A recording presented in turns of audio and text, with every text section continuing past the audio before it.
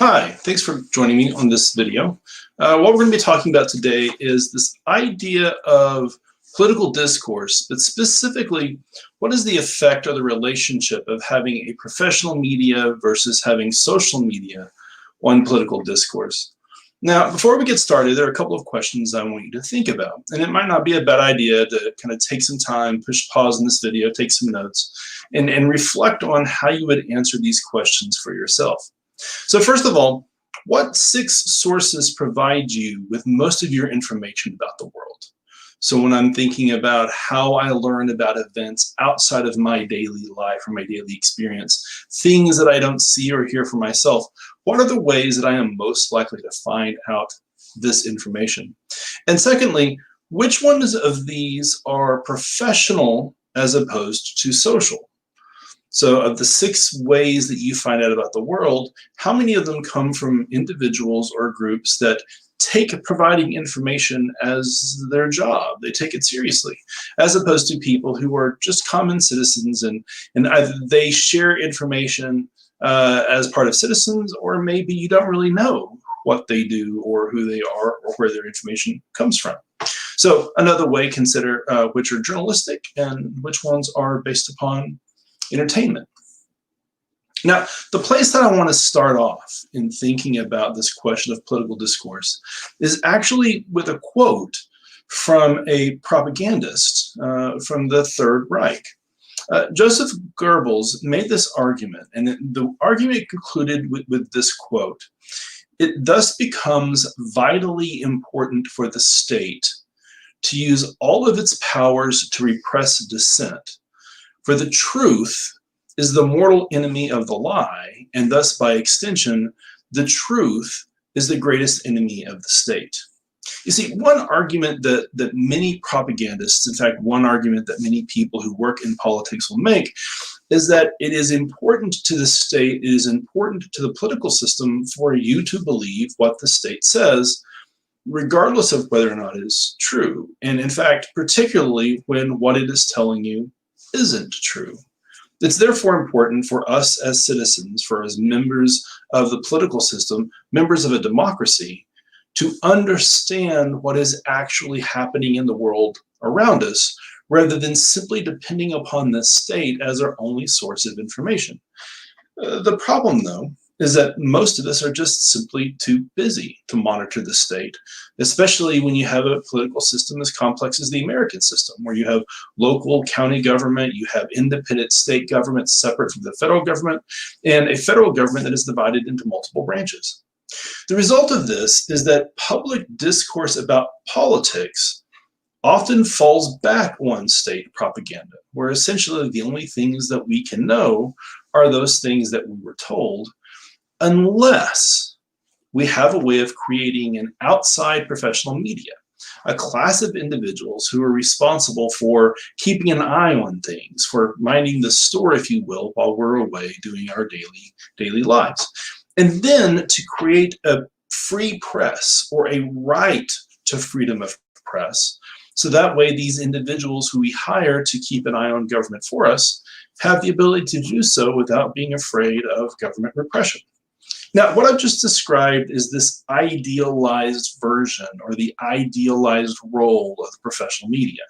It's the idea that the journalists who work in our society are citizens themselves. We call this civic journalism. And as citizens of our political system, they both have the responsibility of supporting the system and also the concern that the state or the government may be trying to abuse us.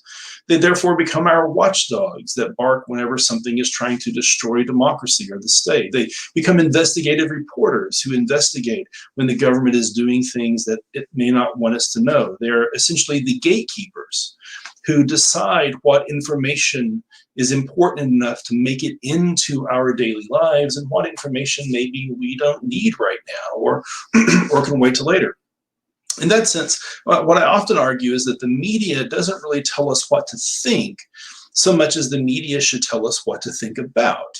We control what we think as individuals and citizens, but we do have someone there to make sure that we know when we're supposed to be watching and what it is that we're supposed to be taking a look at. Now, so there are some results of having a free press in a democratic society, and some of these are actually pro-government or they're pro-state. The press and the government develop this mutual dependence upon one another. The press needs the government as a source of information because they're professionals after all, and they make a living by communicating. And at the same time, the government needs the press as being the legitimate way that information is communicated to the people. The government and the press also share a mutual role in socialization. The media will help us to understand what it means to be a good citizen and to learn about concepts together. And the press is often extremely important in crisis mobilization to let us know when bad things are coming or what we can do to respond. But the media can also have an anti-government or an anti-state role because ultimately its job is to challenge the state and hold the state accountable. Now, the problem is that while we have this idealized view of the professional media, there are 3 or 4 reasons why the press doesn't actually work out that way. And some of these are threats to the freedom of press, and some are so bad they may actually be threats to democracy. One threat to democracy is what we call captured press, or beware the politician. One quote that I have often used is that the first shot fired in the fall of democracy is against the press. That is to say that you need to be very aware and be very wary of politicians or public officials who attack the press, who say that the press is ultimately responsible for all the bad things that are happening, that demagogue the press, or maybe that plays favorites with the press. Because if you have a leader, if you have a leadership that is ultimately trying to create a wall between the press and the people, it's usually because that leader is trying to become the only source of information for the people. So be very careful with that. A second problem that we have with free press is that, again, we've created professionals, which means that the press becomes a business. And in the business, the way that the press makes money quite often isn't to sell simply information to the people. Increasingly in the modern information world, we don't want to pay for access to websites or newspapers. Rather, it is to actually sell the audience itself. The audience is essentially becoming inventory that the press is selling to marketers who want to try to sell us stuff. Now, a couple of ways that we can do that. The first is to think of mass marketing. That is to say that the press will try to get as many viewers or as broad of an audience as possible so that a producer or a marketer who wants to sell something can reach the broadest possible audience. But another increasingly viable strategy is for a media outlet to try to develop a niche so that there is a particular type of people, a particular group who can be marketed to, so that if I'm trying to sell a product and I have a particular audience that I'm selling to, I can go to that agency or that news source and know that the people who I want to get my message are the ones who are going to get it. One thing that I would encourage you to do is to do a Google search on something that's become increasingly popular called the media bias model, or the media bias chart. And what this chart is attempting to do is to capture this idea that different media outlets have been designed to appeal to different political ideologies, or to appeal to different structural groups within our society. Some media outlets are so micro-targeted that they're focusing on specific associations, like media that's constructed specifically for the NRA or the NAACP. And when you look at the arrangement of these political news agencies, and when you also think about the popularity of these news agencies, what you begin to see is that they kind of mask the distribution of the American political system. That in a sense, Fox News is not simply or merely trying to propose a particular ideology, but rather it's trying to capture a particular kind of audience that would be attracted to that ideology. Something else you need to understand about organizations like Fox News or ABC News or MSNBC is that not only are they trying to market or sell you as the product to people who are trying to get a hold of you so they can sell you their stuff, but increasingly news outlets are part of corporations, the corporatization of business, where you have media outlets that want both horizontal and vertical production. So they can grab you as an audience member and then sell you not only products, but lots of different types of political entertainment. Consider, for example, an organization like Disney. Disney, as a media producer, as a media company, obviously makes really great movies that children love to watch. But they also own ABC and ABC Entertainment and ABC News. And they also have co-ownership in things like ESPN or Hulu, National Geographic, and many other news entities or entertainment entities. Also consider somebody like Rupert Murdoch, who built his entire career, his entire business around trying to control access to information. We know, for example, that Fox News is a right of center, a conservative news organization. But what many people don't know is that the same corporations that own Fox News also own the Wall Street Journal and the New York Post. Each of these three entities are trying to control or deal in different types of news, but they're all reaching out towards similar versions of the same kind of conservative audience. Now, the third thing that's happening that is a challenge to the free press, or that could be a threat to democracy, is the rise of social media. Now, by social media, we're talking about a couple of different things.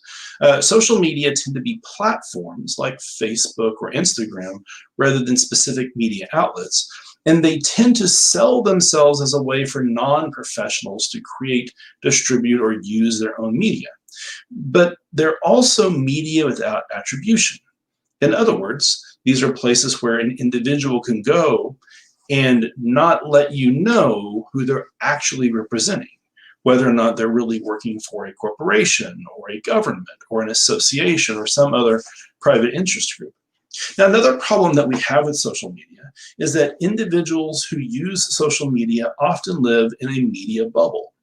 That is to say that they've already gone out and selected which media outlets they want to watch based upon which ones entertain them the most.